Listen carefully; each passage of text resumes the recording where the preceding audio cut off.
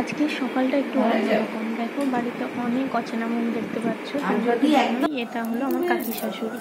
আজকে বাড়িতে একটা ছোট্ট অনুষ্ঠান আছে, ওই জন্য ওরা এসেছে। কেন যেটা আছে সেটা যেটা দিলাম কি বলবো, ওই জন্য তোমাদের দাদাভাই সবার জন্য ওয়ারেস নিয়ে এসেছিল, আর সবাইকে দিয়ে আমিও একটা ওয়ারেস খেয়ে নিলাম দাঁড়িয়ে দাঁড়িয়ে। তো অনেক কাজবাজ ছিল সেই দিনকে।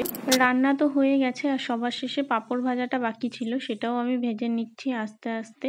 আজকে ছিল বাড়িতে গুরুদেবের নাম, আমরা যেই গুরুদেবের সেই গুরুদেবের নাম ছিল, এই জন্য নতুন বাড়িটাকেও টুনি লাইট দিয়ে সাজানো হয়েছে, আর ওইদিকে পুরোনো বাড়িটাকেও টুনি লাইট দিয়ে সাজানো হয়েছে।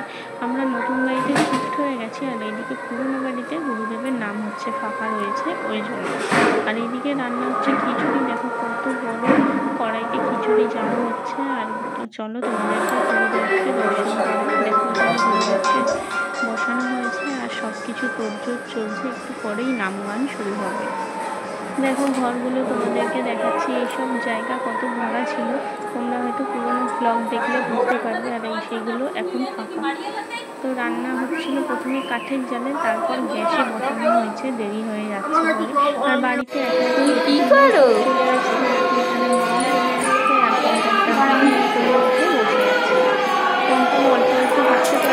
দেখো কি সুন্দর লাগছে, একা একা হেঁটে হেঁটে বেড়াচ্ছে, জামাটা পরে তোমার কিভাবে কেটে যাচ্ছে না বলো। এই দেখতে দেখতে আমার মেয়েটা কত বড় হয়ে যাচ্ছে, হাঁটাও শিখে গেল। তারপর বাড়িতে কম্পমের কুকুরাটা এসছে, আর একটা বাচ্চা এসেছিল, কম্পম ওদের সাথে খেল। তারপর আমি অন্যদিকে ব্যস্ত হয়ে পড়ি, আর বেশি ব্লগ করা হয়নি। তোমরা যারা আমার পরিবারের মারা আছো তারা তো বোঝোই, বলো একটা বাচ্চা থাকে, একটা মায়ের যে কত জ্বালা সেটা মাই জানে। কেমন লাগলো এই ছোট্ট ব্লগটা অবশ্যই আমাকে লিখে জানিও। আমার